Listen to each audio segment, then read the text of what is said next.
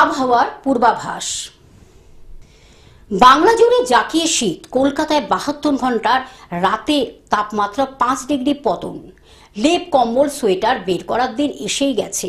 5ই December থেকে 19শে December পর্যন্ত জাঁকিয়ে শীত রাজ্যে শৈত্য প্রভাব বিস্তার করতে চলেছে। গত 10 বছরের মধ্যে সারা দেশ এবং বাংলায় উল্লেখযোগ্য পারদ পতন হতে পারে বলে মনে করা হচ্ছে। পুরুলিয়াতে ও জাঁকিয়ে শীত, বৃষ্টিপাতের সম্ভাবনাও থাকতে পারে।